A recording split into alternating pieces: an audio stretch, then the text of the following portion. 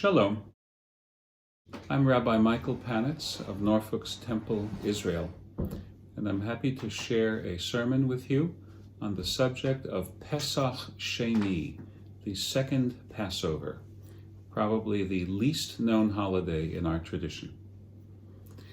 In religion, as in life, we can divide experiences into those which can have a redo and those which can only take place once per cycle. Think of the popular singing contest, The Voice.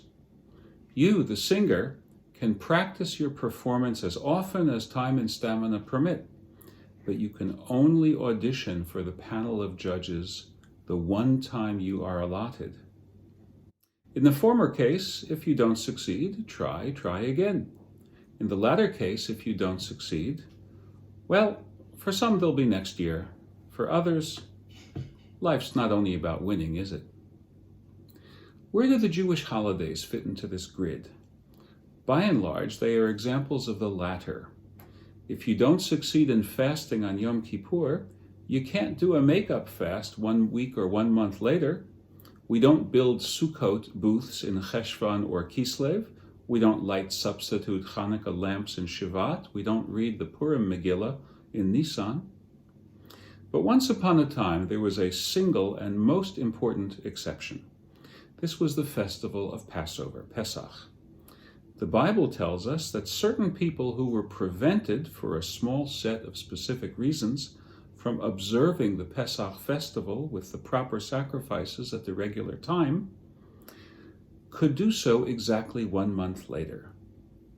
Today, I'd like to walk you through the evidence for this most intriguing exception in Jewish tradition, the holiday, or perhaps, shall we say, the holiday surrogate known as Pesach Sheni. Then, I'd like to suggest how, for some of us, this may be particularly helpful right now. The first episode of Pesach Sheni is set at the beginning of our national religious history. We were born as a free people with the Exodus from Egypt. Just 1 year later, while we were still camped around Mount Sinai, Moses gave us instructions for celebrating the anniversary of the Exodus. That is the Passover celebration, complete with the Paschal lamb sacrifice. Of course, we don't sacrifice a lamb today, but that was the centerpiece of the ceremony in the institution ordained by Moses. For all sacrifices, there are certain technical restrictions.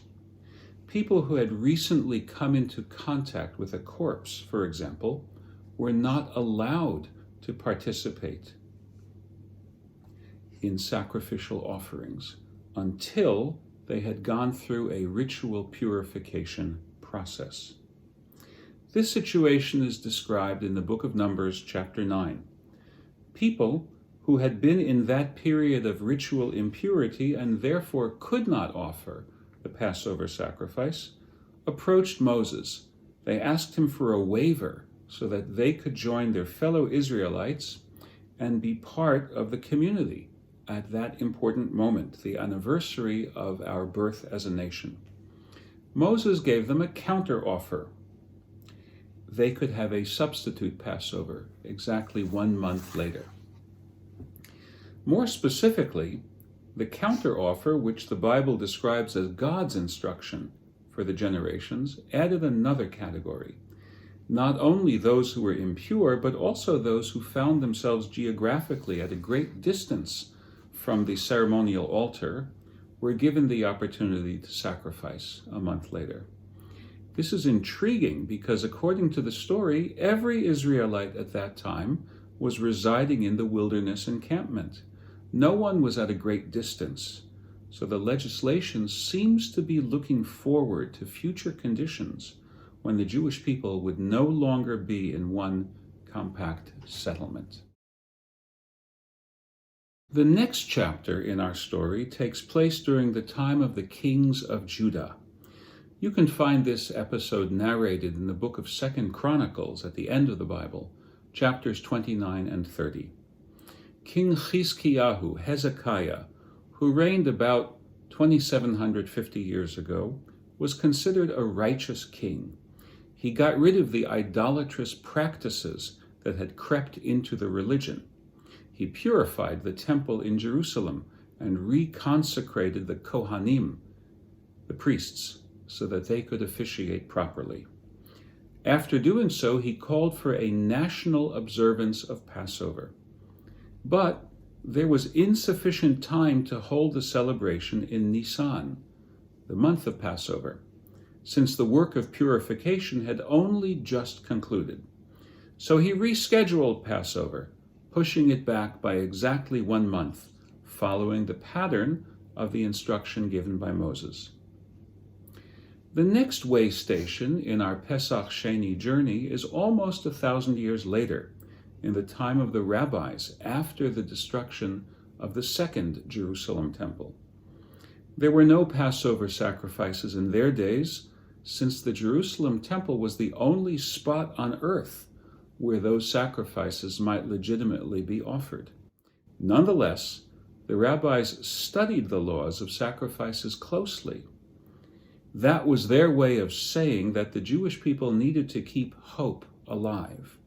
One day, the hated Romans would no longer be ruling over us, and we would be, as in the words of the Hatikva, Am Chofshi be'artzenu, be'eretz Tzion v'Yerushalayim, a free people in our own land, the land of Zion and Jerusalem. We will recall that the book of Numbers gave us 2 categories of people who were allowed to make up for Passover: those who were ritually impure and those who were away on a long journey. When the rabbis codified their understanding of the laws of Pesach Sheni, they added more categories of people to the original 2 categories given by the Bible. The rabbis added the categories of people who unintentionally failed to offer the sacrifice, and those who were prevented from offering it by circumstances beyond their control. This is where I think the history of Pesach Sheni can be helpful for us today. We don't have the Passover sacrifice, but we do have a Seder, including symbolic reminders of the sacrifices, the Zeroah, shank bone, standing in for the Passover lamb, and the roasted egg standing in for the Chagigah, the festival offering. Vegetarians, take note, you are allowed to have a broiled beet instead of a shank bone, but you do need something on the plate that reminds us of the Paschal offering. It certainly seems to me that the rabbinic category, quote, ne'enas, one who was constrained by circumstances beyond his control from observing the Passover, applies to us. Some of us manage to have a Seder anyway, thanks to telephones and video conferences. You did well, and Yasher Koach on your flexibility and inventiveness. But others of us had nothing at all by way of a Seder. It is to them that I make this suggestion. Therefore, while there is no obligation to do this, here is a spiritual resource at your disposal. If you have had no Seder at all this year, because of the social distancing rules and the quarantine, then I recommend that on Friday night, May 8th, corresponding to the 15th day of Iyar, you reinstitute a version of Pesach Sheni for yourself. Have some Kiddush wine. Have matzah as your Shabbat bread. Break out the bitter herbs. If you're ambitious, you could even chop up a batch of charoset. I wouldn't recommend that you recite the actual blessings of the Seder because this is not a commanded meal, as is the Seder. But certainly you should say the blessing over the wine, the blessing over the bread, which we recite every time we consume those foodstuffs, and you should recite the Shehecheyanu prayer, because this is the first time you will have ever done a Pesach Sheni. Perhaps most important, when you eat these ritual foods, remember that one of the key lessons of our religion is that God does not expect us to get everything perfectly right, but God does expect us to devote our lives to good faith efforts. Life does not always give us second chances, but our religion looks to capitalize on those times that it does. Let this Passover be a time of celebrating our relationship with God, the God of second chances. Shalom.